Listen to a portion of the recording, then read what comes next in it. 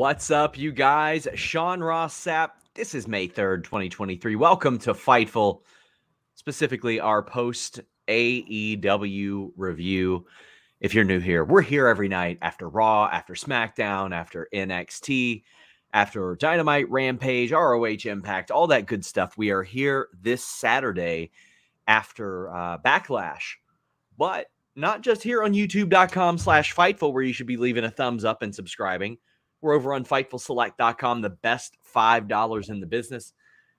Alex Pawlowski will be there on Saturday as well with a pay-per-view review. He was there Monday. He'll be there Friday. Lots of goodies over there. Alex, how you doing? I'm doing very, very well.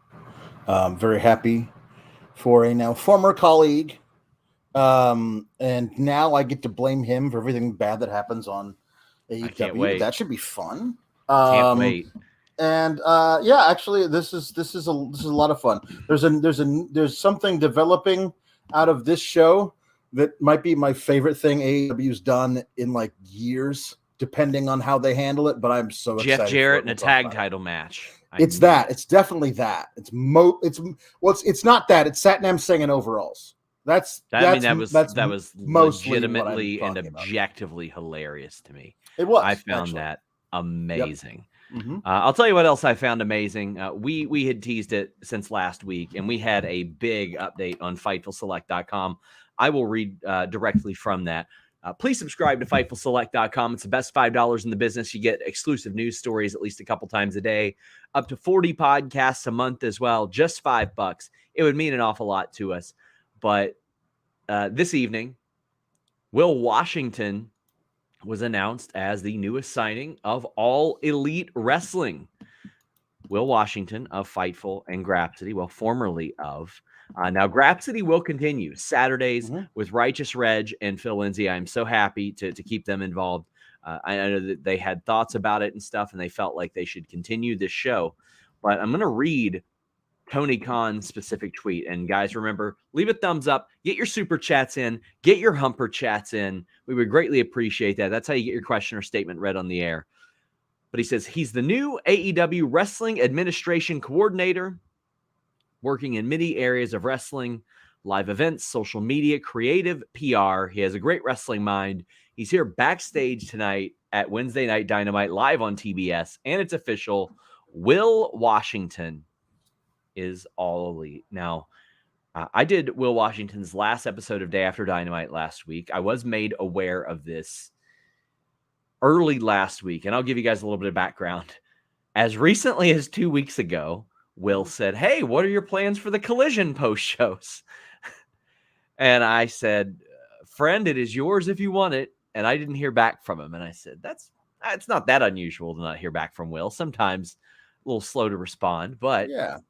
That specifically, I figured he'd want to lock down.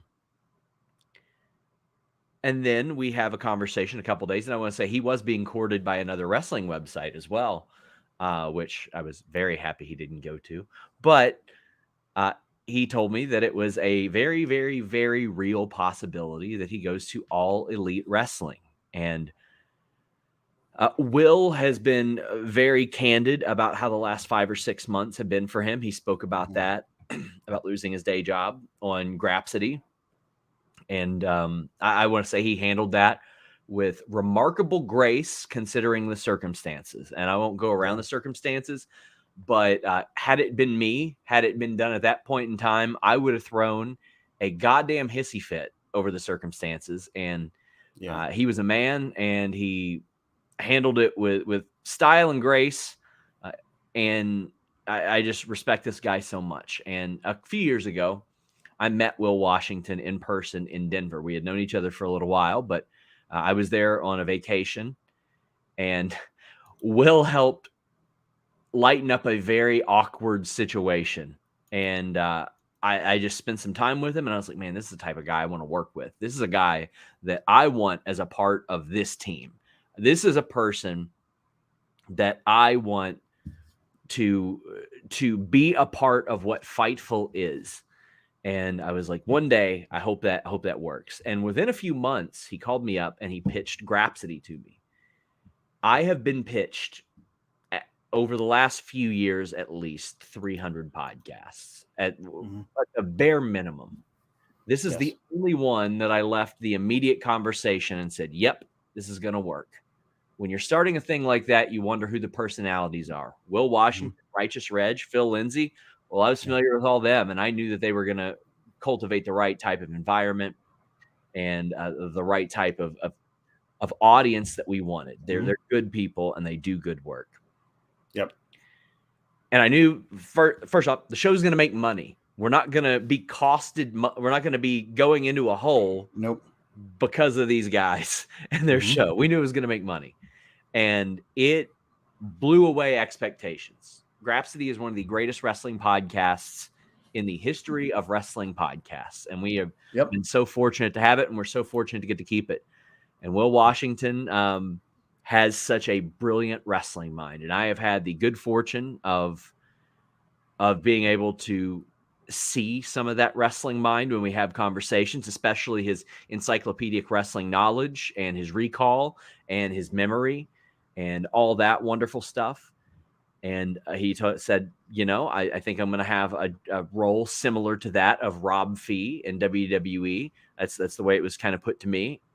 And I said, God damn, that would be phenomenal. I had actually mentioned that to people within AEW. I was like, I think this guy would be really good for a variety of roles. As recently as Indianapolis, I had AEW talent that said, man, I wish we had Will Washington on our team. And I said, yeah, you do wish you had him on your team. Well, it didn't take them long to get him on their team. And well-deserved. This guy works so hard. He does things the right way. And I am so proud of him. He's going to have his hands in a lot of stuff. And I will address... I don't want to say an elephant in the room, but I did post this on Select, and I want to make this clear here. Will's time as a Fightful contributor, as a podcaster, and as a newsbreaker, because he's done plenty of that, is over for now. Will and I are still friends. We're always going to be friends. I love that guy. He's wonderful. And anybody that has had those spots, including Denise at ROH or NXT, knows I would never put them in a position to where they are asked something by me like that, because especially when they worked directly with Fightful, and that's something that we don't step on. But Will is actually specifically contractually prohibited from providing us proprietary information about AEW. It's like specifically outlined in that, but. I think there's a good chance, like if Will does media interviews, I would hope that we're at the top of the list, specifically Grapsody. I said, you know what, if AEW wins an award next year, you damn well better be here to accept it, because Will Washington is a big reason we did those awards. And he did so much work for them as well. I'm just so goddamn proud of this guy, man. And Alex, I know you've got to appear with him here and there, but I'd love to hear your thoughts. Well, I mean, I wish I'd actually had a chance to do more with him on the air, but too bad. Always, I know it's over now. Woulda, coulda, shoulda. But I always enjoyed listening to him on Grapsody and Day After Dynamite. The thing he has a ridiculous recall for wrestling stuff. Like he would be able to, oh no, that wasn't there. That was at this one in 2008. And that was the thing. And I believe that match lasted 12 minutes and 42 seconds. And it was actually one with not a schoolboy. It was a different kind of roll up. Like and the thing of it is that this is great for somebody like me who watches wrestling to have somebody like that in a position like this on a show that I watch, because I know he will remember the stuff that happened 6 weeks, 6 months, a year and a half ago, and be able to make sure things don't contradict, make sure there's consistency in the storytelling, and maybe even reference cool moments that happened a while ago in a promo tonight that'll make us all go, oh, cool, they're paying attention. That's the thing I love the most is being able to pick those things out. And I think Will be a natural at it. It is richly deserved for Will, and AEW made a home run hire. Like it'll be mutually beneficial to both of them.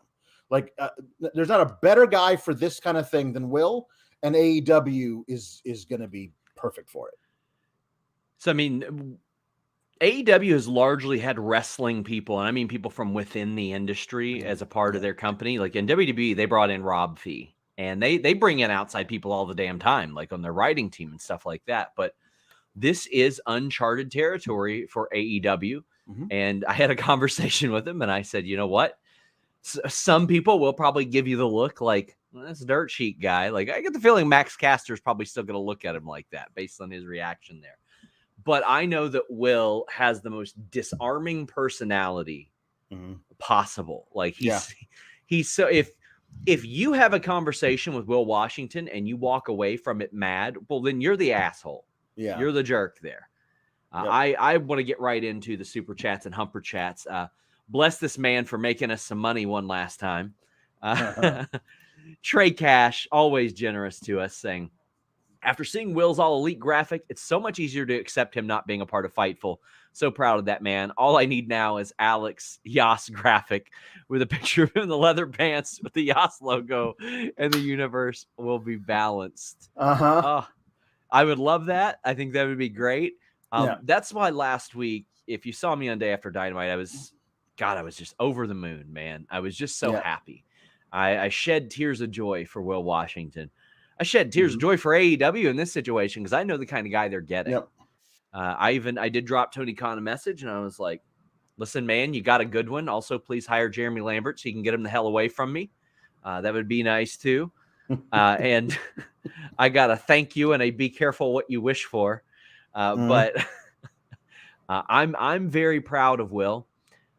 And Will knows very, very well that we will be fair on these reviews. I think he also knows that Alex Pawlowski can't be anything but a little bit curmudgeonly at best. But as I'm honest. I am honest to a fault about what I like and don't like. So, I'll try and go easy on Will. I will. No, don't go easy on Will. No, just remember, when anything bad happens, it's Will's fault. That's true. It is always Will's fault. We love Will, and again, this is going to be great for him. I'm really excited. Alexander Fitzgerald says if Punk versus Omega or Punk versus the Elite happens, it's because of Will Washington. Jelly Canuck says Will is going to do great. He is going to do great. Brent says step one of Will taking AEW over in a bloodless kindness. Let me see what this says. It cut off. Oh, based coup. So proud of the dude. The Real Nerd says, congrats to Will Washington on being All Elite. We'll miss seeing him on Grapsody, but happy for his success. People have been asking about the Day After Dynamite thing. We'll probably just leave that spot open because that's 3 streams in a day. So in the event that I ever have a breaking news show or we have a prediction show we need to do or we need to slot in an interview or something, that gives us some flexibility. But when Will Washington wanted to do a show on Thursdays, I ain't saying no to Will Washington. No. When Jeremy Lambert and Steven Jensen want to do a show on Thursdays, I'm not saying no to them. And when ROH kicks off, well, I felt like that was a perfect opportunity to get some more people on the air there. So we're going to leave that spot open. Grapsody continues as scheduled with Reg and Phil. Sometimes they'll have guests. Sometimes it'll just be them. James Stallings says, so happy for Will, man. Just shows everything happens for a reason. It does happen for a reason. Things worked out very, very well for Will and all that he went through. And he's got a wonderful family and surrounds himself with wonderful people, and nobody deserves it more. Shot Kid says, Will's job sounds like he's going to be one of TK's go-to guys akin at QT Marshall. Is that a fair comparison? I would say yes. I would say a little more akin to Pat Buck. But yes, very similarly to that of what we know of QT Marshall. I do think it'd be very funny if Will started to show up in the background of QTV. as their dirt sheet guy. That could be good. That'd be good. That would be good. Jake Sarzar says, I legit teared up when I saw that on Twitter after what Will said on Grapsody about opening up about his life and all that. Man, I was so happy to see him get what he deserves. Everything good that comes his way, I know he'll do great. He will do great. He's going to be he's just the right person for this, and he's well liked, and anybody there. I mean, I'll be honest with you guys. Like, when he told me he had been talking to another website, I was like, well, I don't like that.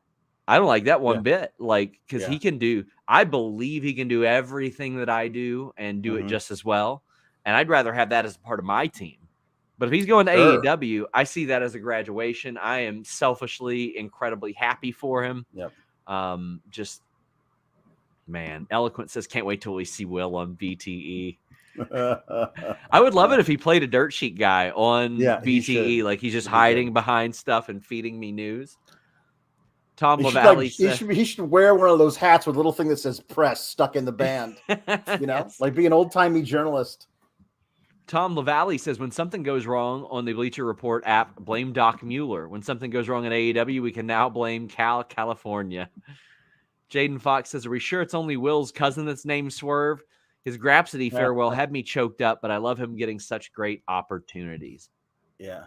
I mean, I can tell you guys immediately, I'm going to start saying, when can we get media interviews? when can we get you on the air? When can that happen? Yeah.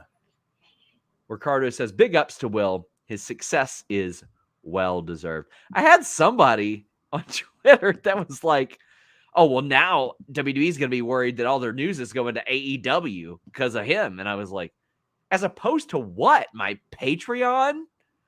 Like, why do you think that's more profitable? I've heard so many weird things about like the business model over the last day. People are like, gotta have that WWE access. I hate to tell you guys, our WWE interviews do between 600 to 1,200 views. That makes us about 32 cents. Yeah. We make a lot more money reporting things that AEW and WWE don't want us to report. That's true. We're just too damn big to ignore now. Oh, man. That is true as well. Shot Kid says, Will Washington getting the graphic before RJ City proves that TK is a good judge of character. Laughing emoji. Seriously, congrats to Will for somehow stealing a little bit of the thunder from AEW selling almost 50,000 tickets. Oh, we're about to get into that too. A lot of this show is going to be talking about Will and tickets. Yeah. But this morning, I was like, hey, man, hope you made it in good. And he sent me a picture of him eating breakfast with RJ City. And I was like, oh, man, I'm so sorry. It sucks. A Rare Beast says, I'm so happy for Will Washington. He's going to crush whatever he's doing. Went from bummed to excited for him. Hang DAD high in the rafters. Nobody else on Fightful's allowed to have children. Maybe don't hang Day After Dynamite in the rafters yet. Maybe there are some other plans for that along the lines. Maybe. But that's it for the Will Super Chats, Humper Chats for the moment. Go ahead and get those in. We would greatly appreciate it. Meet Normus says, Viva Fightful, Viva Grapsody, Viva Meet Normus. And Adrian Wells gifted us 4 memberships. Thank you so much. Thank you. All in tickets. Grayman Media says, so AEW got 43,000 tickets for Wembley, yet people are still naysaying. If they get 27,000 more on Friday, how many will suggest AEW will go out of business? The coping that I have seen associated with this has been on such a ridiculous level. Not since they actually booked their first show and actually booked a TV slot have I seen more coping, because then they couldn't say the T-shirt company. I see people that are looking at Mike Coppinger's tweet and they're seeing, oh, well, look at him. Look at him. He's saying it's only configured for 40,000. Well, then they've run into trouble because they've already sold 43,000. 3,000 people be standing room only outside the stadium with binoculars or something. That's too bad. That is just an unbelievable amount of tickets. And I've said this before, Alex, I wouldn't do any other shows in the UK that week. You make this this is how you see AEW in the UK, is right here. This show, I'm going over to see it. Like I've decided I'm going to go see it. I feel like I need to be there. I feel like I should be. Same with Money in the Bank. I felt like I needed to be there. Right. And this is shaping up before they've announced a thing to be something very special. And Alex, I've mentioned this before. It is in the spirit of All In, because 5 years ago we were talking about, can these guys sell out a 10,000 seat venue outside the auspices of WWE? Now we're talking, can they sell 70, 80, 90,000? How you feeling, Alex? The first day sales were a wonderful, pleasant surprise. I was thinking maybe they'd do 20, and then they did 35. And then another day, now they're up to 43 total. The tickets go on sale to the public, and they've not until Friday, and they've already sold 43,000. And they hadn't been advertised on television yet, had they? Not that I know of. It is, as you say, to go over there if you can. They haven't advertised it. They don't know. Nobody knows what the hell I'm sure they know what they'd like to plan for, but that's at the end of August. We're at the very beginning of May. There's a lot of stuff to do between now and then. So you can plan for this kind of thing, but they haven't announced anything because you can't yet, because a lot of stuff that they would, I assume they would want to do for that, you can't even start to build until after Double or Nothing, or probably not until later in the summer. So we assume there's going to be amazing things there that are going to continue to, as these things are announced, people are like, well, I was on the fence, now I gotta go. But just the fact that it is what it is, it's Wembley, it's not WWE. In the scope of history, a non-WWE company. They've already surpassed WCW's biggest sale ever, right? The Georgia Dome was less than this. Yeah, sale, yes, because there's Collision in Korea, but that was a whole thing. Right, that was a whole thing. But they've already surpassed that. So this is a seminal moment in wrestling history. You could look back on this, and say this was a major event, and it's great for wrestling, as a whole. Whether or not you're a tribalist or whatever, it's great for wrestling as a whole, because this means this is a company that's going to be around for the long haul, where people can go and get good jobs and all that. That's awesome. It's always best when all wrestling is thriving, because then all wrestlers can thrive, and that's what we should all be hoping for as fans. That all these people that we love, that we appreciate their work, can have great places. But this is so great for AEW, and it's so great for wrestling as a whole. And I'm very, very excited to see, because now it's just throwing out a number. Well, we sold 70,000 seats. I guess we better put on a great show, which means we, even not going to see it live in London, but back here in the States and all over the world, we'll be able to watch an even better show. Possibly on HBO Max, depending on how this deal comes together, because Andrew Zarian had reported today, little SOB scooped me, but Dark and Elevation are ending as a result of this new Collision deal, which mandates that all AEW content is on WBD. I know I am one of a handful of people that watch Dark and Elevation, but I watch Main Event, for the love of God. I watch everything. Yes. But not going to hate having these off my slate, because there's never been a lot that I needed to watch. Basically, I would watch what indie wrestlers would get offense, and that would kind of lead me to realize who's under a tiered deal, who I needed to ask about.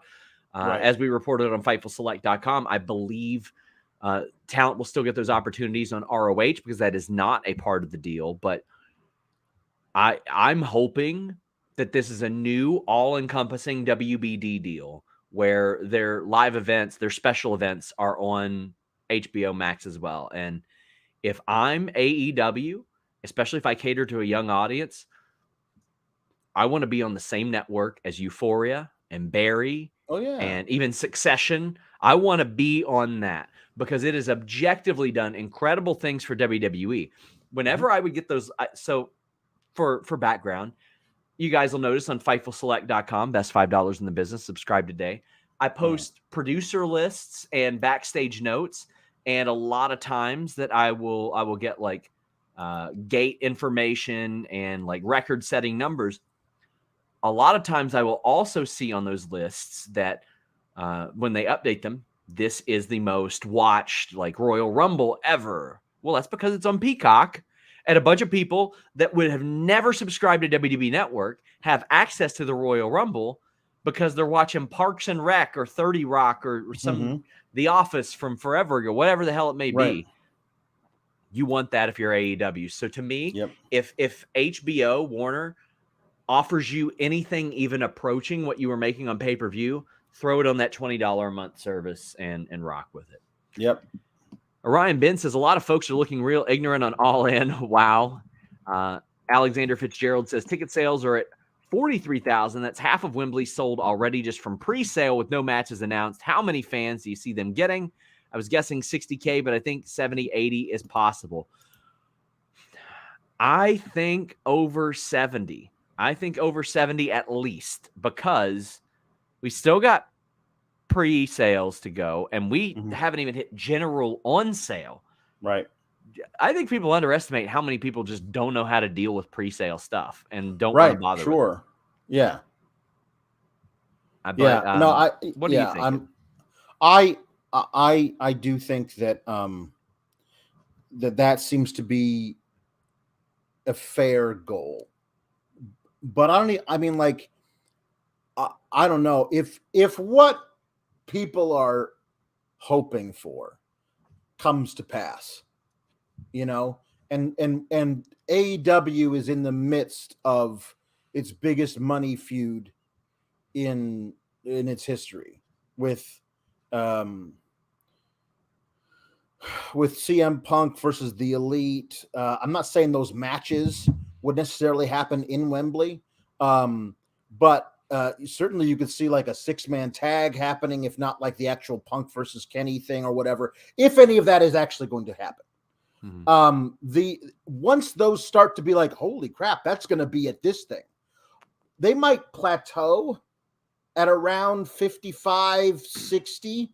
And all of a sudden, when matches start to be announced, you're going to see an explosion of more tickets being sold, because you don't even know what you're buying a ticket to.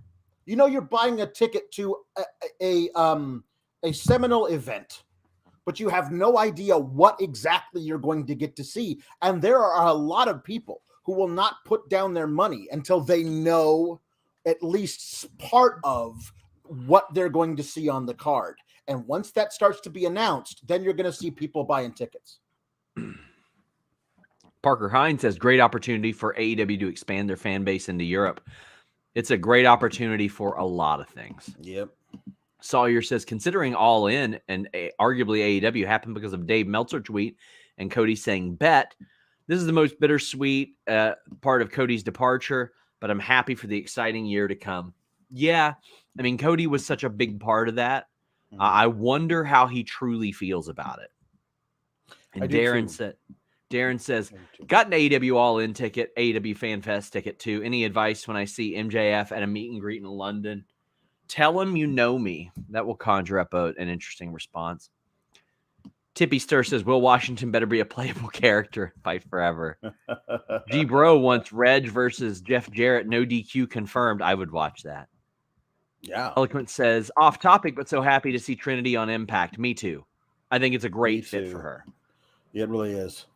Grayman says, SRS, thoughts on Lamar Jackson getting $260 million in 5 years? He deserves the money. Wish he would have got it somewhere else besides Baltimore. That would have been great for me. Bengals wide receiver 5 had more touchdowns last year than any Ravens receiver. Just want to let you all know that. Sam Roberts, not that one, says, hey, just want to say I finally got a job that lets me support you all. Well, thank you so much. I mean, it means a lot that you will invest in us after just getting that job. Thank you so much. Irene says, ending Elevation and Dark helps AEW not oversaturate their own content, but I'm going to miss Taz and Excalibur together. Can they work on Rampage instead? Yeah, I think so. And we got Jorge Saldivar saying, what happens to Emi Sakura, Nyla Rose, others who get to play only on Dark and Elevation? Well, I think it kind of rectifies itself. Some of them will appear a little bit more on ROH. Some of them will benefit from the likes of Jeff Jarrett and Jay Lethal not being on TV every week. So they'll slide up a little bit more. If I were AEW, what I would do is have Rampage tape before AEW Dynamite one week and then before Collision the next. And you can get some of that talent that was on Dark on Rampage as well. Yeah. Patrick says, could Cody do All In like Nakamura did Noah? That will not happen. It will absolutely not happen. Nope. But I'll tell you what will happen. You'll get this UFC pay-per-view coming up this Saturday at a much better price when you use nordvpn.com/Fightful. Look at Alex. Look at him. He knows right now he can get the fastest VPN in the world with NordVPN. He knows it works on all his devices. He knows that all of his devices are protected. He's got the password manager. He's got the file encryption tool. If he travels, like London, maybe you're going to Toronto for Forbidden Door, just tons of stuff. Tons of stuff. You're going to be protected on that unsecured Wi-Fi, airport, hotel, venue, all that good stuff. They've got 24/7 customer support. This is something I've been pushing hard lately. I've had a lot of you that hit me up, and maybe I'll be in bed or maybe I'll be a little bit busy, but they have 24/7 customer support that are very happy to help you figure out how to use the service if you don't. But you get secure and private access to the internet, protect all your devices. You get a stable and fast connection anywhere. You got some of the best internet luminaries talking about this. You got Philip DeFranco endorsing it. PewDiePie, if you're into him. If you're into PewDiePie, he put it over on nordvpn.com/Fightful. Using a reputable VPN service like nordvpn.com/Fightful is completely safe. If you pay for a reliable provider, you get safe, easy to use, high quality products. But using those free ones, maybe not so safe. Go with nordvpn.com/Fightful. Get those overseas services. Get that UFC pay-per-view at a much more affordable price. Check it out. I guess we probably should talk about Dynamite at some point. Whatever. Tyrone Kidd says, Will Washington for the Teddy Long GM of AEW. And Brett Lotman says, Taz and Excalibur need a podcast now. Oral digressions. Oh, we got me, Adam Cole, Orange Cassidy, and Bandido against Yas, Alex. Yep. Fair match. You got Jericho wearing the Britt Baker shirt up on the ramp to conjure up an emotion out of Adam Cole. And the match was fine, but I loved the very end of this segment where Adam Cole gets the pin and immediately sprints up the ramp to beat that ass, Alex. Yeah. This was phenomenal. First off, Roderick Strong looked great. I want to say that. But Adam Cole didn't look like a stupid ass babyface. He got the win, and then he hit the bricks.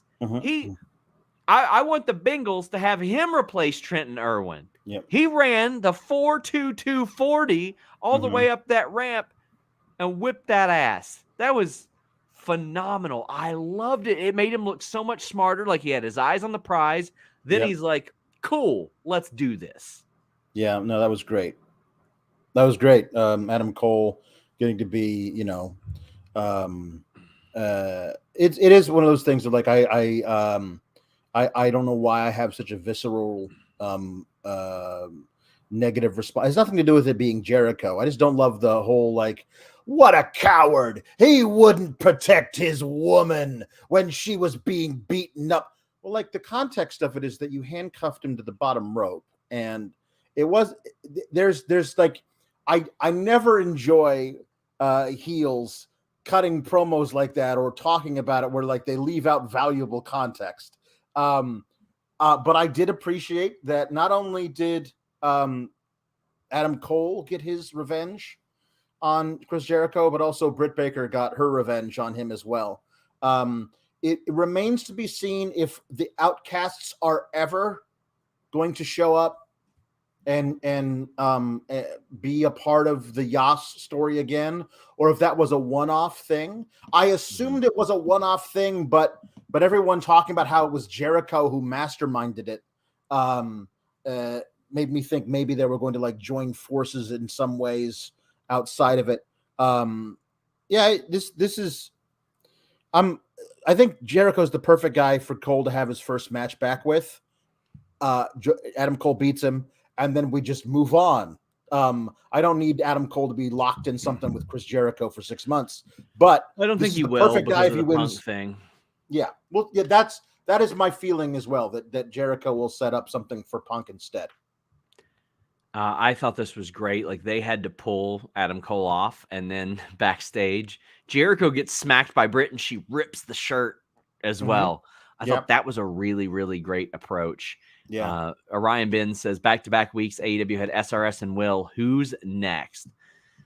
Stay tuned to FightfulSelect.com. But I just want to say Roderick Strong looked incredible, and this kind of carries into the Saraya defeating Willow Nightingale thing. First off, great to see Saraya in one-on-one action on TV in a weekly setting.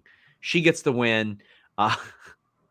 Tony Storm was killing me with she was like the Mario ghost. Every time the ref would turn around, she'd start kicking again. And then every time the ref turned around, she would just stand there. Yep. The match was what it was, but this was a catalyst to get White Suit Sheeta back in the fold, Alex. Yep. And that, that helped. That adds to Britt Baker, Jamie Hayter. We see firmly what side she's on. I'm so very glad to see Sheeta back.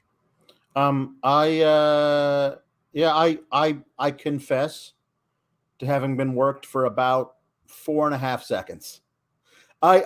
When she comes down and she's got the kendo stick and she stands there and then she hugs Saraya and Tony and Ruby, I was like, oh, that's a swerve. Because everyone assumes Hikaru Shida's coming back to be part of the homegrowns, but she was hanging out with Saraya and Tony Storm a few months ago. So maybe they're still friends. And then I go, no, because there's nobody more homegrown in this story than Hikaru Shida. And as I said that to myself, now she's totally going to turn on the Outcast. And she did. And it was great. It was actually a really good swerve. It didn't overstay its welcome. It allowed you to be worked by it for a few seconds. And just as you were putting everything together, they did the swerve and had her attack them, or at least had the Britt and Jamie crawl up from underneath. This is good. This is the first real moment of progressing this story in what feels like a long time. Hikaru Shida firmly on the side of Britt and Jamie of the homegrowns. We're moving further and further towards, I think, what we all assume is this, the eventual women's blood and guts match. I just don't know how much longer we have before we eventually get there. We've got quite a few super chats about this. Small snippet of Life says it took Will 40 minutes to get Sheeta on TV. I love that. I do know that. I don't think that it was a Will pitch, but I know that Will was very excited to see Sheeta back. Will's very pro Sheeta. And C says Will's first day on the job, he got Sheeta back. Arduit says Will's first show, and Sheeta shows up. Coincidence? I think not. Dungeon Master of Puppets says Sheeta returns. The Will Washington effect.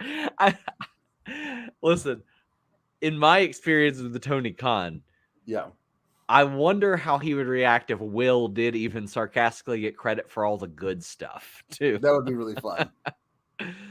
Kevin Steet says, man, that Sheeta spot almost had me fuming. Great that she is back. It is great that she's back.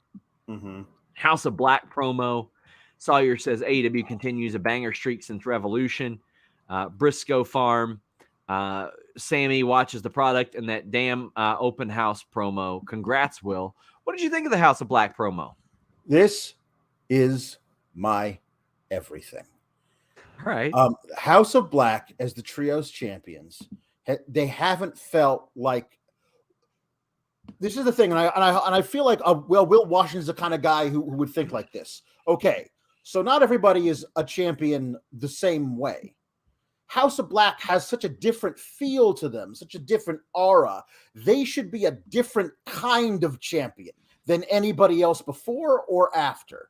So now them coming out and basically saying, okay, welcome to the open house. It's house rules. And them being able to say, okay, so here's how it is. 20-second countouts in our match. Oh, any 3 competitors can join together to face us. We don't care if you're a trio or not. Just 3 of you. Come down to the ring and face us. 20-second countouts, because you're not going to run away from us. We will beat the hell out of you on the outside of the ring. No rope breaks, because you can't escape from us. DQs are enforced, but also dealer's choice. You get to pick a rule in matches against us, because even if we let you sway the everything in your favor, we'll still beat you. I love that for them. I think it's so great. And we'll see in the trios battle royal, there's awesome ways of getting into this. I think it'll be 4 or 5 matches into the whole open house, welcome to the open house era of the House of Black, before we even see somebody sniff beating them. Like, now you get to pick a rule and we're still going to trounce you. Like, this should feel like a faction defining reign as trios champions. Up until now, it hasn't felt like that. Like, this, I feel like could be something really, really great to beat all these teams who come and face them. I want them to also do it often. Like, they've had like 1 match every 6 weeks as a trio. Like, it's got to be more often now. I love just guys stepping up and getting put down, and they move on to the next one. And by the time they actually find a team that really challenges them, then we know we've got our first real big, long feud. I'm very excited about it. You said it a lot better than I possibly could. But also the BCC promo, I love that Bryan Danielson still calls Wheeler Yuta a little shit. Like, I think that's fantastic. This was good, bare bones, effective stuff that I come to expect from BCC. Yeah. Yeah, it was great. Danielson's dig at Bret Hart was very interesting, but I love when Danielson is heel, because he always says things that you can agree with philosophically. The idea that somebody 30 years ago could call themselves the best that's ever going to be is incredibly arrogant. There will always be people who surpass those before them. That's just the nature of time, and people learning from the past. And I love that Danielson is honest and says, I'm the best in the world right now, but I know for a fact there will be somebody in the future who will be better than me. And when you have a heel who's, the way he says it is dripping with bile, but he's right. And and like, we can all agree with the philosophy of the people from in the past. We progress as a society. There will always be wrestlers in the future that are better than the present. It's a really great thing. And also Moxley just doing amazing work as he's just so great. I'm very, very excited for all that is encompassing this BCC versus the Elite feud. I'm very, very excited about it. We got a super chat from Shot Kids saying heel Brian is the a-hole you hate to agree with. Yeah, yes, I mean, and so often he's proven to be right and true as well. Yeah, which is always interesting to see. We got the Kenny Omega promo as well. I loved how serious he was doing this. Yeah. I thought that he needs this sometimes, and this was a good serious edge, especially when you're working BCC. You got to show that serious edge. It can't be all fun and games in that scenario. And I thought he played this off incredibly well. I did too, and I loved Callis as part of this too. Every day I look in the mirror, I see this. I see what you did to me, and that makes me angry and makes me hate you even more. It's good stuff. But I love the wrinkle of this. There's always that wrinkle. Like, I'm not saying they're definitely gonna do it, but they can always come back to once you bleed with the BCC, then you'll be welcomed into our ranks. I mean, I'm not saying Don Callis is going to turn on Kenny and the Bucks. I know. But I'm saying if he did, you have that thing that they've always said, you have to bleed with the BCC to be accepted into their ranks. And Don Callis did. So did Takeshita. So there's always that thing there. It's always possible.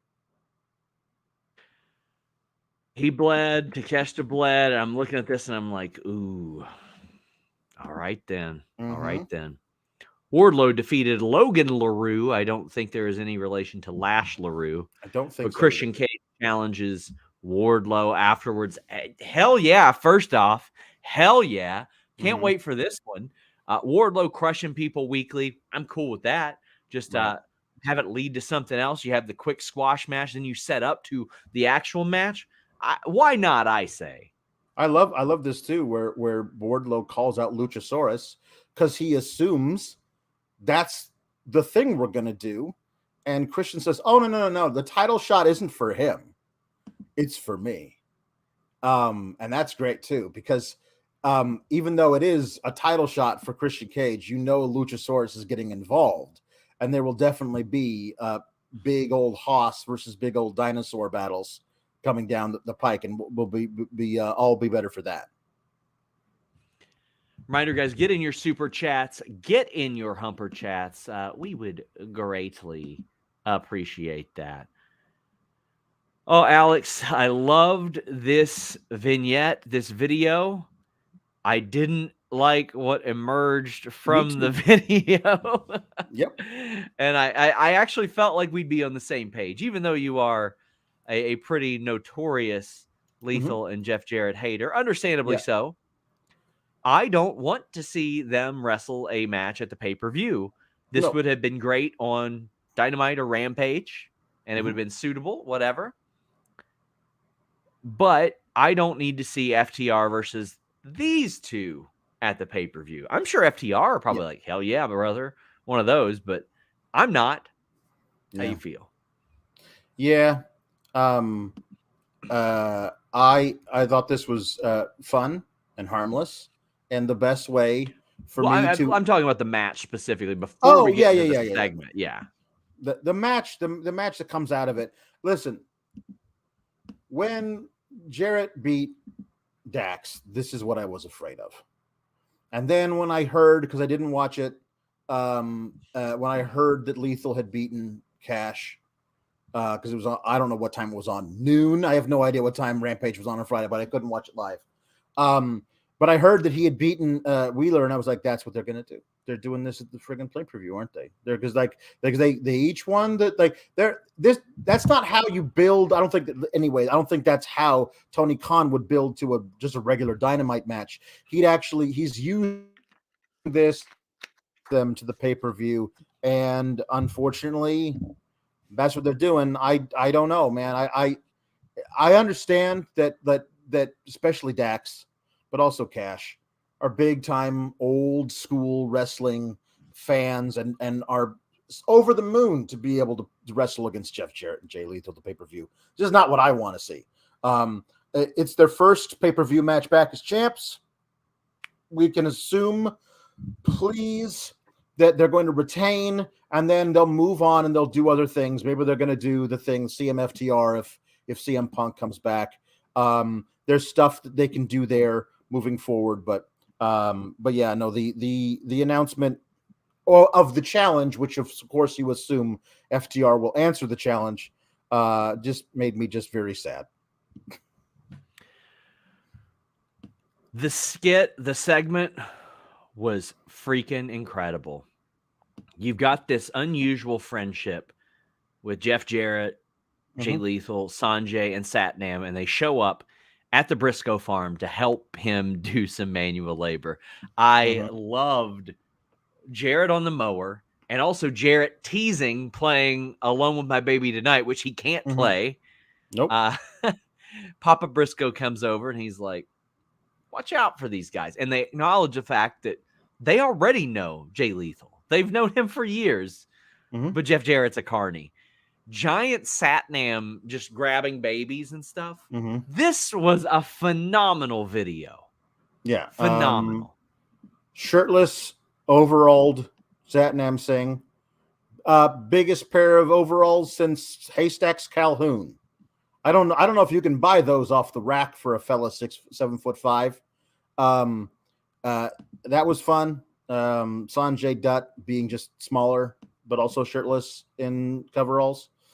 This was fine. There was nothing wrong with this. Listen, if you ask me, okay, if you have to watch Jeff Jarrett and Jay Lethal and Satnam Singh and Sanjay Dutt every week, how would you prefer to watch them? Oh, making a fool of themselves in a pre-taped skit is definitely something I would pick over watching any of them wrestle. This was all fun. I will admit to smirking when I saw giant Satnam holding baby like this. That was fun to me. But yeah, I don't love where this is going. I did appreciate Papa Briscoe showing up and everybody like, oh no, Papa Briscoe is going to be mad at us. That was good too. Love that stuff. This was just such a fun segment.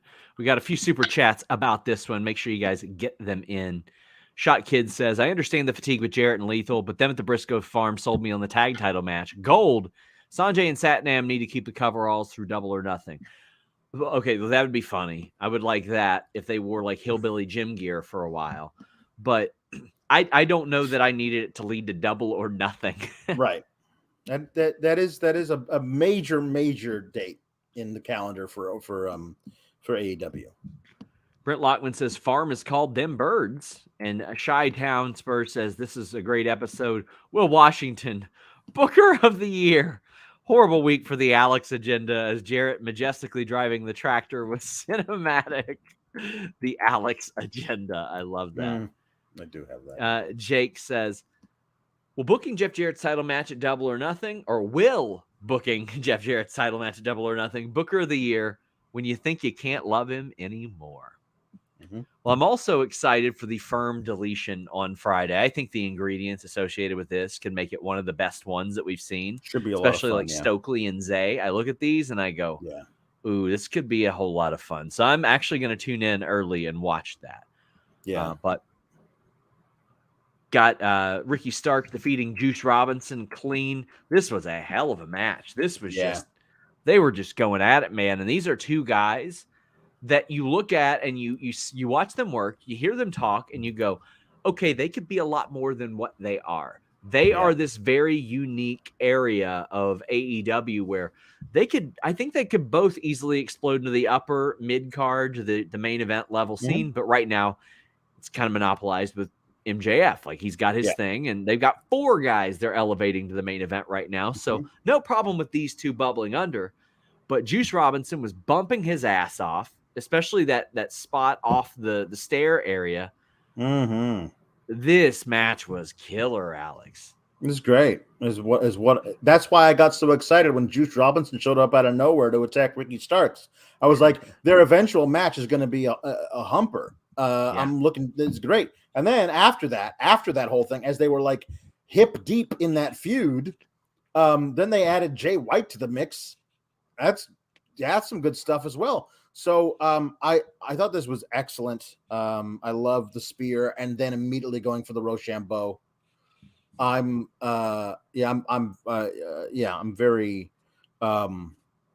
very pleased to see these guys tuning in this kind of work. Ricky Starks is, I think, one of those guys that could benefit the most from a split roster. Sure. Because when everybody's on Dynamite, somehow he just can't quite break all the way through to the top. I thought he had a really great program. Where the hell is Action Andretti? I don't know. I mean, I don't know what's up with him. You're the scoopster. Chilling. Bill says, here's for the new microphone. I thought that I think that there's a really great way. I thought what I was saying that I loved Ricky Starks' program with MJF. I thought that he absolutely proved he's the type of guy who can carry something at the top of the card. It was very early in MJF's reign. I thought it was some really good stuff back and forth. So him being, if the rosters get split, there's more of an opportunity for him, that cream, to rise to the top. And I think that he might be one of those guys who benefits the most from it.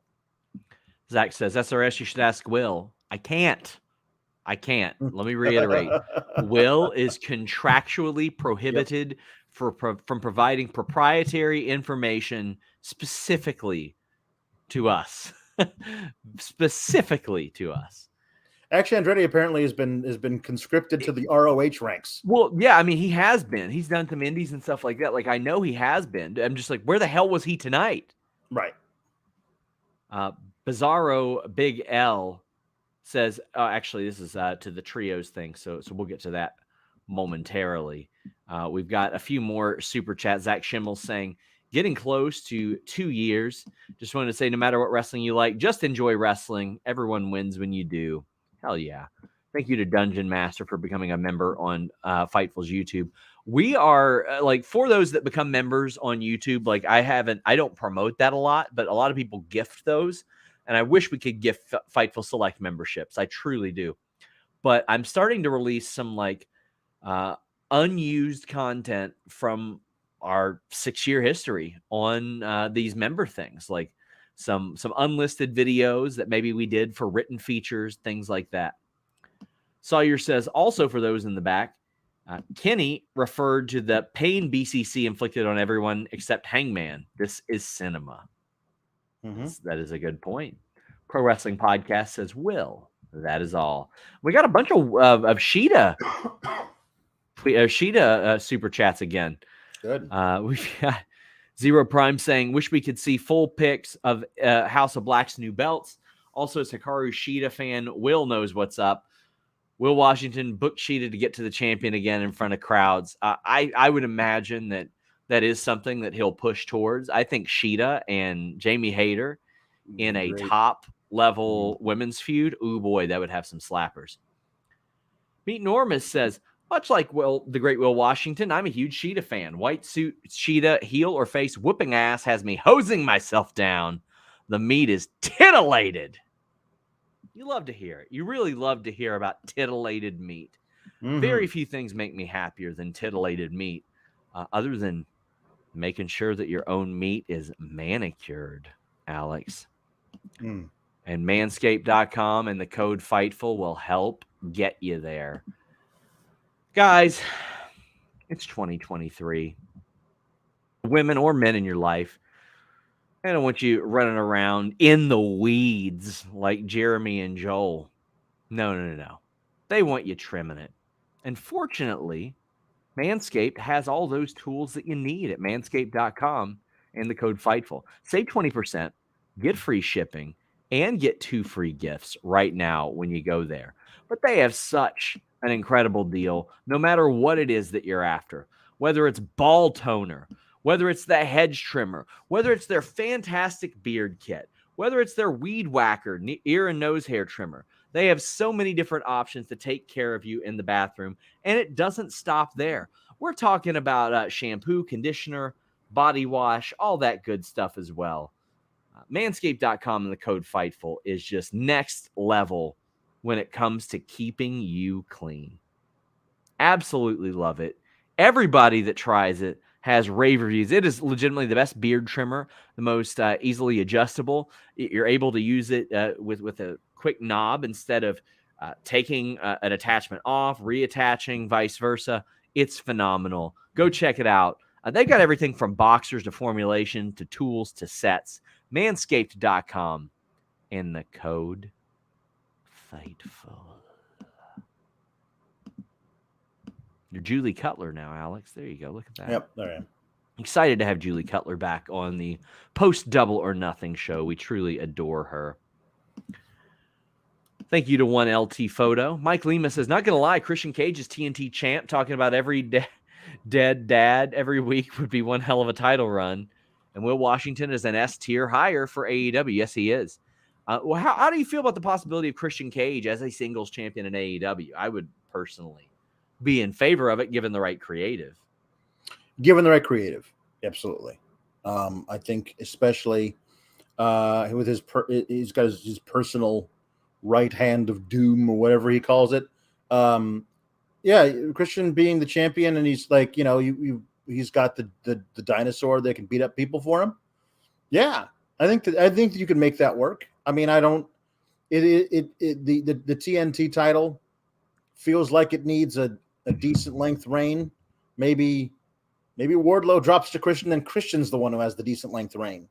But it feels like at some point, if not Wardlow, then the guy who takes it off of him has got to hold it for like 6 months at least, because it feels like it's been hot potato around a bunch. Vasco says, so happy for Will. Sheeta is back. Dynamite was fun. Dream Ninja says, Will is all elite the same day Sheeta comes back. Coincidence? Very happy for Will. We got legitimately like 15 super chats tonight about Will and Sheeta. Yeah, of course. Anime Otaku says, we need Acclaimed versus Mogul affiliates ASAP. So the Acclaimed win the Trios Battle Royal. Was it a pretty match? Absolutely not. Hell no. It was abysmal, but I'm a sucker for Battle Royals, so I don't give a damn. I love a good Battle Royal. I love a good tag team trios Battle Royal, especially when it's not that awkward old style where one member gets eliminated and they got to go, hey, you got to go too. Yep. So I like that. There was not much to write home about, but I had mentioned last week, I think both to you and Kate on the respective shows that I did, felt like the Acclaimed and Daddy Ass were being primed for something in the trios division. Looks to be the case here, Alex. Correct me if I'm wrong. It was stipulated that the winner of this gets a shot at the trios titles. Yes, I believe so. The Acclaimed is the perfect trio. The Acclaimed Daddy Ass to be the first ones to go up against the House of Black with the open house rules, because they're a beloved babyface team. The Acclaimed were tag champs not long ago. They've got a pedigree to them. People will be, hey, we love the Acclaimed. And then they get in this match with the House of Black, and the House of Black murder them. Like, there's a really great thing to like, okay, here's the audience's first taste of the House of Black rules.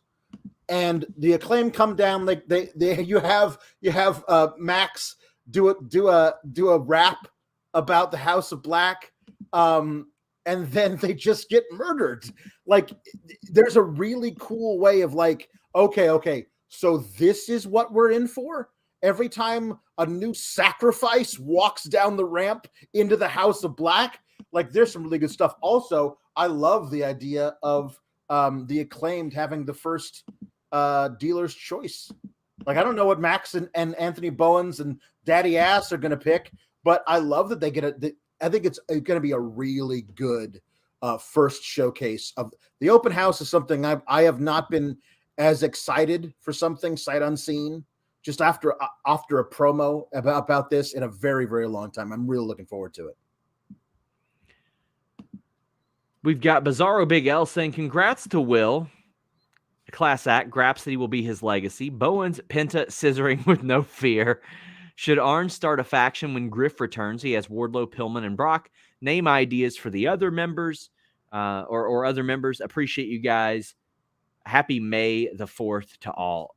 So I asked Brian Pillman, like, what happens when Griff comes back? Because he's teaming with Brock Anderson, and he really likes it. He's like, I don't know. I guess I'll have to decide which one I throw through a barbershop window. And now it seems like Arn Anderson's occupied with other things. Right. They have been very directionless with the Varsity Blondes, Brian Pillman, Griff Garrison, and Brock Anderson. They have been completely directionless for as long as I remember. But if you had to add another person to them, I would have a strong leader associated with them, maybe to have them as understudies that do that, because it ain't Arn Anderson. Like, he ain't the one, I don't think. No.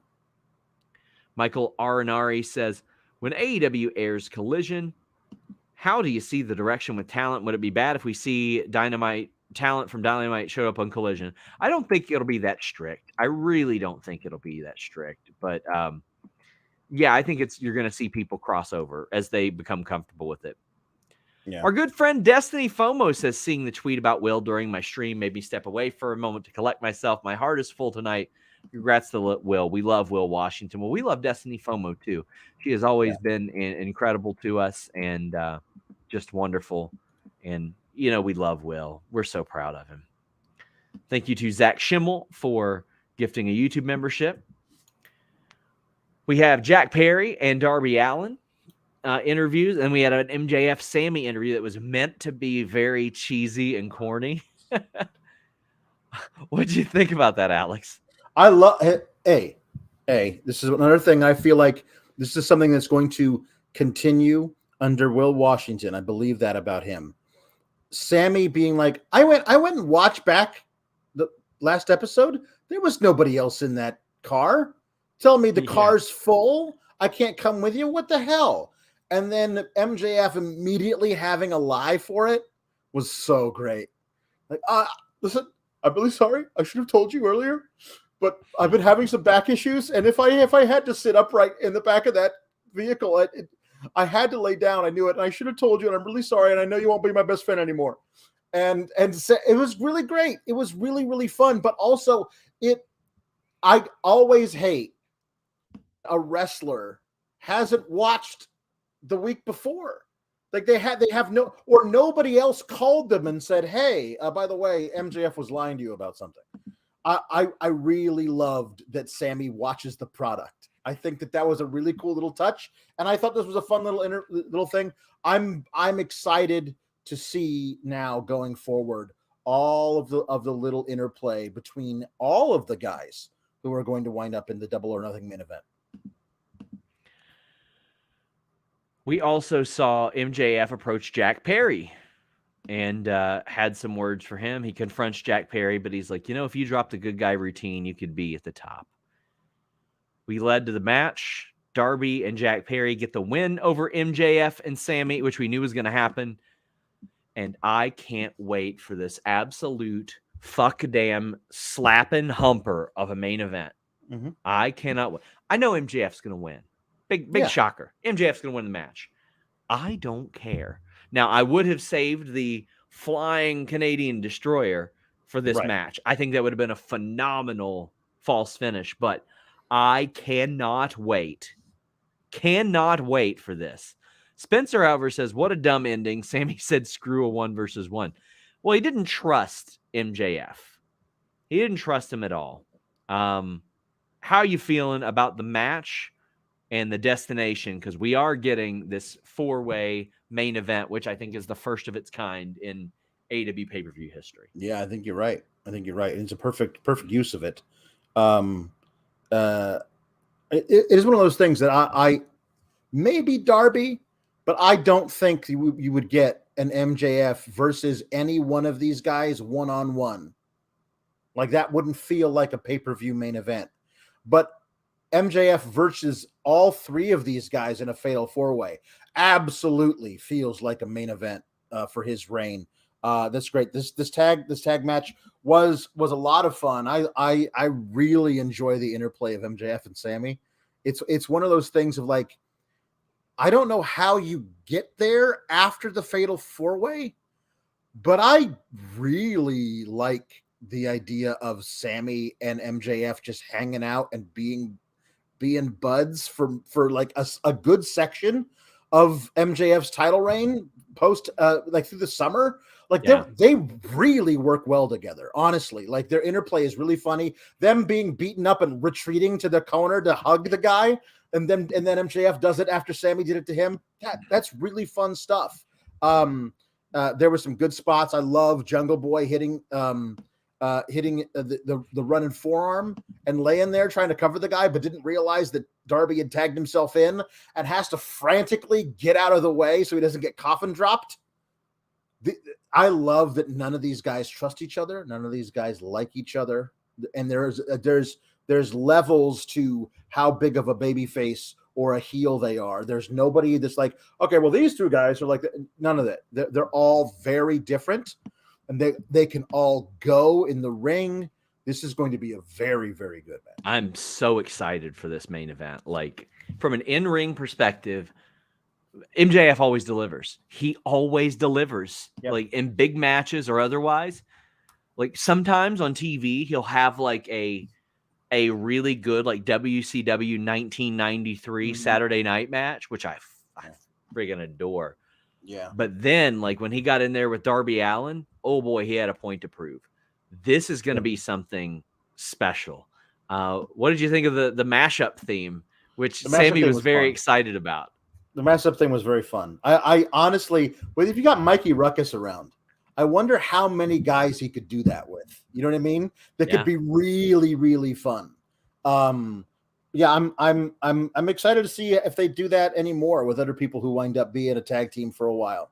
But yeah, that was good. I like that a lot. Vicky L says, hello, Sean and Alex. Your integrity is to be commended. Darby quoted Sting tonight. Will they involve him in this 4-way? Will he be at the pay-per-view? Help SRS. It's hard for me to believe he wouldn't be at the pay-per-view, at least to make an appearance or something like that. But I don't know if he'll be necessarily involved. And thank you for the very kind words. How are you feeling, Alex? You think we get Sting involved at all? He did show up in this program earlier. Yeah, I mean, in this feud earlier. Yeah, like they did mention that, and I don't know. I don't know exactly. Maybe he wind up being at ringside or something, but I don't know who he's. Usually, Sting would be there to counter somebody, and that's what I was trying to think too. Like very separate from the JAS, but it doesn't mean he can't bring them back in as we get closer to the feud. And like if Daddy Magic and Ange Parker are down there with Jake Hager and Sting shows up, those three guys are running for mows him down. Yeah. Just mows him. Hell yeah. That's what I like. And he does punch, chop, punch, all that's outside the ring, get him the hell away from the ring. Because there's no DQ, I would presume. Yeah. Shot Kid says, I need a proper Max Sammy tag team after Max's title run. They give off prime E and C vibes from their run in 2000, 2001, and I love it. Oh, I think that one day down the line, whenever MJF is like out of the main title picture, him and a tag team will be fantastic. Yeah. I loved the Cody program because I so desperately have wanted a new age Sting and Luger 96. Yeah. That was such a great era of WCW tag teams. You got Harlem Heat, you had the Outsiders coming in, you got the Nasty Boys rolling through there, the Blue Bloods, just an unreal number of talent. But you had Sting and Luger primarily competing as a team. Sting was a babyface, Luger was a heel, and he knew that Luger was an asshole, but it was his buddy. It was his buddy. But then as things went on, he's like, why are you getting me mixed up with the Road Warriors? Why are you picking fights with them? What is this? Like, it was such a fun time. And I thought that MJF and Cody could do that. But, they pulled the trigger on that a little early, I thought. And I feel like they could have went with that much longer based on what they did afterwards. Mark says, seems like there's a good opportunity for Luchasaurus to help Christian win and be the gatekeeper for the title shots. Christian doesn't have to wrestle much. And it's actually a showcase Luchasaurus week to week. Eventually, Luchasaurus can turn on his master. Yeah, I'm completely okay with that. And they've got so many damn titles in AEW that I don't think you have to have it defended a ton. Orange Cassidy is, every time he takes a breath in or out, he's defending that damn title. So you can have other ones that aren't as defended. Yep. Christian says, hey, Sean and Alex, this is my weekly question asking if All Out is still planned for Chicago. Also, favorite sandwich toppings. I love that he always just throws that in. The last I heard, it was still planned. Sandwich toppings. Okay, so I can tell you what I'll give you what I eat at Subway. I eat a sweet onion chicken teriyaki. Okay. I get spinach, green peppers, tomatoes, and sweet onion sauce. How about you, Alex? Today I had turkey and roast beef. Okay. With mayo, mustard, lettuce, extra tomato. Extra tomato. Yeah, I'm a tomato guy. I like that. I like that little burst of flavor. Does it ever like burn your mouth up? Like you get the sores and all that stuff? No, not at all. Like I know there are people who have that. Like my mom has that with pineapple, and I love pineapple. And I know there are people who have that with tomatoes. I don't. Like that doesn't have it with me at all. Yeah, things that are a little too acidic for me, and I love them, but yeah, them's the breaks. Throwback, our good friend popping in to say hi and get my AEW info from here. It's been the worst day ever. It's almost as bad as my mom passing. Thank you for both cheering me up over the years. AEW and Fightful are awesome. Throwback, my friend, I'm sorry to hear that. You have always persevered incredibly, so I appreciate you, my friend, and I hope that things get better. We love you, my friend. Stay as positive as you possibly can. Somebody says I might be allergic to tomatoes. I was as a child. I took my allergy shot, so I probably really developed that thing. Suspect 333 says, Alex, what were your thoughts on TK putting that ESPN journalist on blast? I appreciate everything you guys do, and congrats to Will. I mean, listen, if the guy's got his facts wrong and he's out there just definitively telling people as an ESPN-backed journalist, oh, this thing is correct and it's not, well, then TK shutting him down, I don't really have a problem with it. Puzzling and easily verifiably incorrect. Exactly. And I mean, WWE often feeds information like this, including to a guy who got ran the fuck right up out of here this week. But I got, and Mike Coppinger is not in any danger of like losing his job or anything, but please, guys, these PR companies will not be here for you when you lose your job. For anybody coming up that are allowing themselves to just run anything that these companies say, they will not help you when you go and lose your job. They ain't bringing you in. And this was such an easily verifiable thing. I was disappointed. I was very disappointed that somebody of that stature would just throw that out there. I also love the, like, let's just say that the max they could do is 40,000 people. Yeah. And they sold 35,000 of that in a few hours. I mean, wouldn't that also be considered a win that they sold like 7/8 of their available tickets immediately? Like, I don't know. It's just ridiculous. And they exceeded that number within the day. Right. Exactly. Just Ender is right. It's a very silly thing to burn credibility for. It is. It really is. Why put it on the line for that? I don't understand. It is easier than ever. And this is some advice to people who are in the scoops game. It is, I'm sure it's very tempting for people to be like, oh, I can run with this or make stuff up or vice versa. The way that we started and became the highest in volume and accuracy is, I said, let me develop these sources. Let me cultivate these sources. I will go slow and steady. I will make sure our accuracy is second to none. And eventually volume comes with that. Eventually you become the go-to for people who want their story told. People who want their information disseminated in a responsible way. There is zero long-term gain in this game for making up news. There's no long-term gain in that. That's why when people, you'll still occasionally have people that doubt media and wrestling media, and that's natural, whatever. I understand that. I understand the skepticism, especially when it comes from some anonymously sourced stuff and some pretty vague stuff. But I would like to think that if you go right now to the Fightful interviews tab, you are going to see probably over 500 wrestlers that were willing to get on camera with us and tell us information. And that's what I'm trying to normalize here. That way we can get grifters like just to the point to where they're completely taken unseriously and they're just dismissed. And you're just like, LOL, whatever. Meet Normus says, oh, and Brent Lockman says, Fightful and Post Wrestling are the only ones I support. I love Post Wrestling. I just want to say this. I incredibly admire John Pollock and Wei Ting and how they handle things and their professionalism.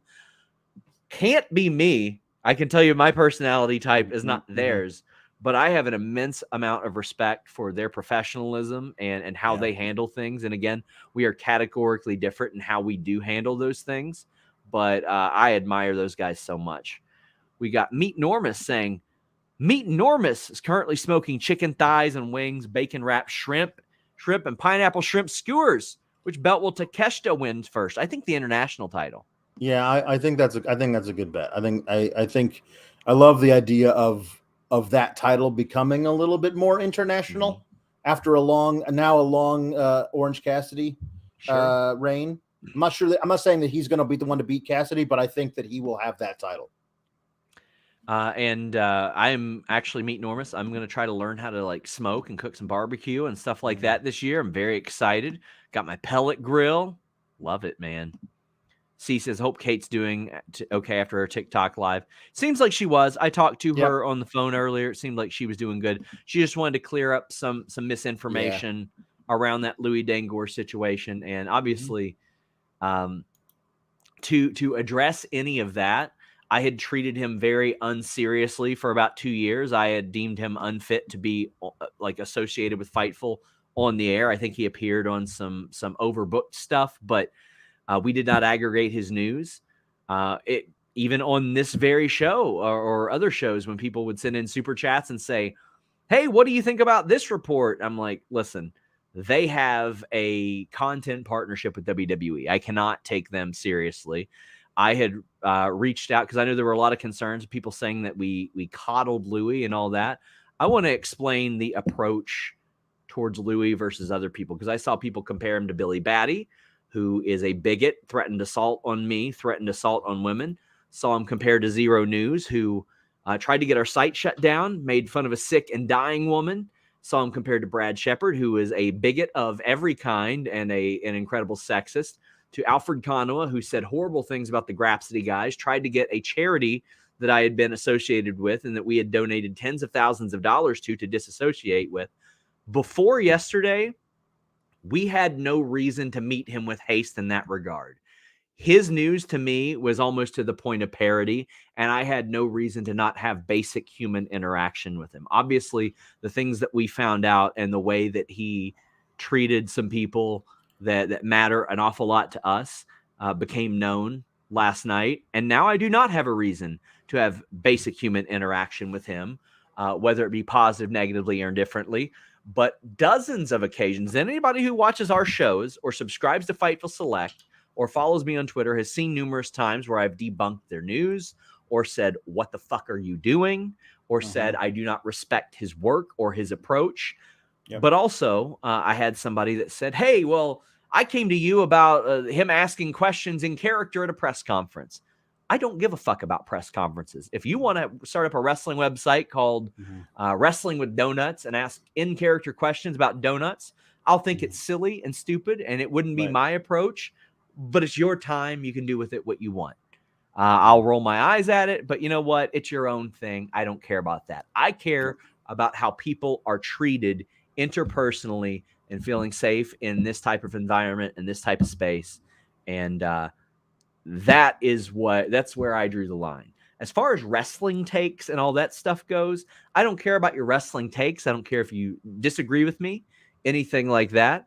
I don't care if you're at AEW, WWE. I don't give a shit about that. I don't care about that. I care about how you treat people, especially if they are important to us and they're a part of our team or our community. And unfortunately, I wasn't aware of it. But you know what? I am not entitled to know everything about the 50 plus people that work for Fightful. They are deemed, they are free to having their own privacy and, you know, how they want to handle those things. And I will always respect that. For those of you who weren't comfortable with how we spoke with or to Louis, well, guess what? You ain't got to worry about that anymore. Nope. But before that, I had no reason to be at least a human being to people. And unless you're an outright dick or toxic in that nature, and I mean like a bigot or something like that, I'll generally treat you with respect. But the people that were often cited with Louis in that sense, a little bit different. However, now I just don't feel comfortable, but I did want to address that while we were on the air. Sorry, Alex, that you had to be here for it. No, but totally fine. Like we worked together on a show weekly years ago. Only thing I got from that guy is he was consistently too big for his britches. That was the thing. That was the thing I got from him. His attitude was off-putting consistently. I was like, okay, all right. And that's why he lasted about a month and a half on the show. That's right. And so, so to me, it's one of those things. If you are publicly a horrible person, then I will just not interact with you. If you are privately a horrible person and I don't know about it, but as soon as I do know about it, well, then now goodbye. But that's the thing for me. Yeah. See ya. Joel Pearl says Sean legitimately used wrestling with donuts for me in a conversation 2 years ago. Yeah, I mean, like, listen, this is my approach to pro wrestling. It's fucking pro wrestling. Yep. There's going to be some largely unserious shit that we cover. I covered an Uno game backstage at Impact the other day. Yep. And I was excited to do it. It ain't all going to be hard-hitting stuff. Some of it will be, but it ain't all going to be. And because we run the outlet, we get to deem what we want to cover and how we want to cover it and all that stuff. As far as wrestling takes go, I know that there are some people that were like, oh, well, you treated his misinformation differently than Zero, for example. Well, you know what? I was also treated a lot differently by that person than I was Zero. And, maybe I was treated that way because they felt like they had something to gain. But there's nothing wrong with changing your approach based on new information. And I will always make sure that people at Fightful feel very, very comfortable being here. I go out of my way to do that. And we love the environment that we have cultivated. And it's so funny because you'll see some people be like, those Fightfuls are so toxic. Then you'll do one little scroll down their timeline and they tell on themselves. Yeah. It never fails. Never fails. Guys, love you all so much. I just want to say again, I am so goddamn proud of Will Washington. Yes. I am so proud of that guy. He has done, this job didn't exist. They created this job for him. I actually saw somebody say, did he take Leva Bates' job? No, he didn't. This is a much more advanced role. No shot at Leva. She did a lot of great things there. But Will, I know that you're watching this right now, live. You got to be watching this right now. You can't possibly be doing anything else. We are so proud of you. It's true. Please come back. Alex, tell the people where they can find you.